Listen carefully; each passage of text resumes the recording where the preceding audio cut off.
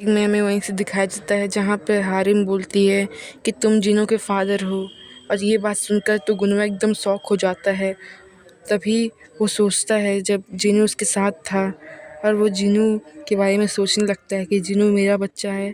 तभी वो बोलती है, शुरुआत से मुझे पता था कि वो तुम्हारा बच्चा है। क्या तुम्हें पता है ये सुयोन के लिए कितना मुश्किल था अकेले जिनू को पालना, और तुमने उसको छोड़ दिया और तुम्हें ये बात पता भी नहीं है। और तुम इस बात को रिकॉग्नाइज क्यों नहीं कर पाए कि जिन्हों तुम्हारा बच्चा है। ये सुनकर तो भाई साहब गुनवा एकदम ब्लैंक हो गया होता है। आप उसको देख ही सकते हो उस समय। और तभी वो बोलती है, इट्स वेरी क्लियर, ये तो बहुत क्लियर था, वो तुम्हारे सामने था और वो तुम्हारा बच्चा है। सुयोन हमेशा मुझसे यही कहती थी कि वो तुमसे बहुत प्यार करती थी और वो तुम्हारा बच्चा है। और ये सब बोल के वो एकदम रोने लगती है और वो उससे बोलती है कि मैं नहीं चाहती कि सुयोन वापस से यहाँ से चली जाए, वो वापस से अपना सब कुछ छोड़ के यहाँ से चली जाए। और जिनू जिनू भी यहाँ से चला जाएगा, मैं उसे देख नहीं पाऊँगी और तुम भी नहीं देख पाओगे उसको पूरी ज़िंदगी। और वो तभी याद करने लगती है जब उसने उसको कहा था कि वो उसकी एक अलग फैमिली है और उसके बच्चे की कोई जगह नहीं है वहाँ पे, और वो उसको जल्दी भूल जाएगा और वो वहाँ से चली जाएगी सब कुछ छोड़ के। और ये सब याद करके वो बहुत दुखी हो जाती है और तभी उसको बोलती है, तुम शादी कर रहे हो, क्या ये सच है? वो इतना रो रही होती है, आप उसको देख ही सकते हो। तुम्हारे पास पहले से एक बच्चा है और तुम शादी कर रहे हो किसी और औरत से, ये बात एकदम चिल्ला के बोलती है वो। नहीं, तुमको नहीं पता है सुयोन कितना सफ़र की है।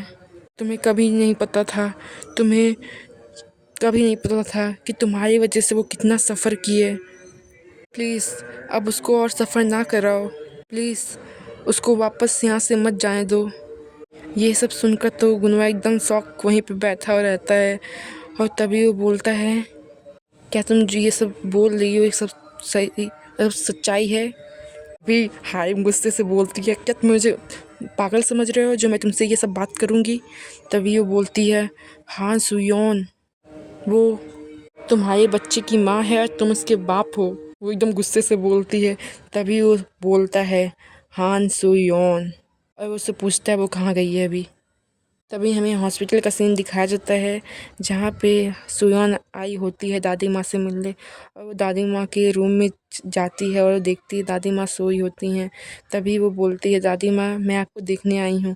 और दादी माँ ये देख के बहुत खुश हो जाती हैं। तभी वो बोलती है, दादी माँ आप कैसी हैं? वो बोलती हैं, मैं ठीक हूँ और मैं बहुत अच्छा फ़ील कर रही हूँ क्योंकि वो सब मुझे बहुत अच्छा थेरेपी दे रहे हैं।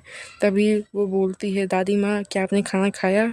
तभी वो बोलती हैं, माँ हाँ मैंने थोड़ा सा खाना खाया था। तभी वो बोलती हैं कि मुझे ज़्यादा भूख नहीं लग रही है इस समय।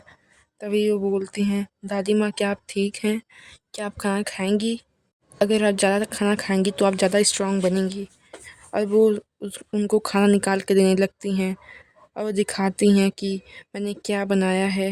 दादी माँ मैंने आपके लिए ब्रेड बनाया है और ये बहुत सॉफ्ट है और बहुत चूई है। अगर आप इसे खाएंगी तो आपको ज़्यादा फील होगा अच्छा। तभी ये बात सुनकर वो बहुत एक्साइटेड हो जाती हैं और बोलती हैं, क्या ये तुमने बनाया है? तभी वो बोलती हैं, हाँ दादी माँ ये मैंने मॉर्निंग में बनाया है। तभी ये सुनकर दादी माँ बहुत खुश हो जाती हैं और वो बोलती हैं, ये बहुत अच्छा दिख रहा है, तुम बहुत ज़्यादा इम्प्रूव कर गई हो और ये बहुत अच्छा हुआ कि तुमने एक बेकरी खोली है। और तभी वो बोलती हैं, हाँ दादी माँ और मैंने आपके लिए कुछ लेके भी आई हूँ। तभी उनको देने लगती हैं, मैंने आपके लिए ब्लैंकेट लिया है और कुछ क्लॉथ लिया है जो कि बहुत गर्म है, और कुछ स्नैक्स भी लेके आई हूँ। और ये कुछ क्रीम है जो आपकी स्किन के लिए हैं क्योंकि आपकी स्किन बहुत ड्राई है ना। और आपके लिए कुछ सोप्स भी हैं आपके नहाने के लिए।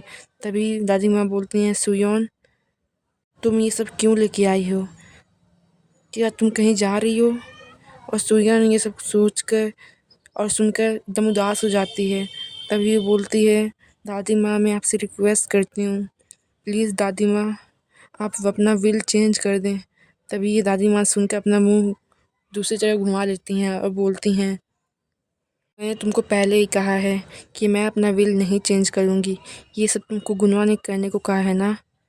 मैं तुम लोग को वापस से एक साथ होते हुए देखना चाहती हूँ। तुम यहाँ से चली जाओ अगर तुम मुझसे इस बारे में बात करोगी तो। तभी सुयान बोलती है, दादी माँ, गुनवा और मैं अब एक साथ नहीं हैं।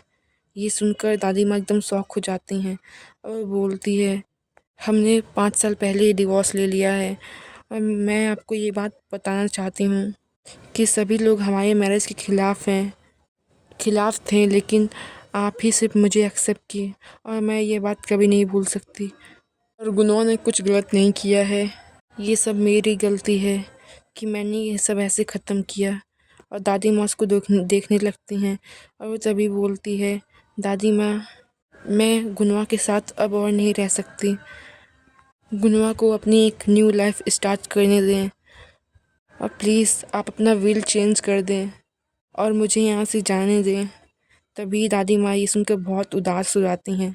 तभी वो पूछती हैं, कहाँ जा रही हो? और वो उससे बोलती हैं कि तुम बस मेरी इकलौती डॉटर इन लॉ हो और मैं तुम्हें कहाँ जाने दूँगी, कैसे जाने दूँ? तभी सुयान बोलती है, प्लीज़ दादी माँ, अब मैं यहाँ पे और नहीं रुक सकती।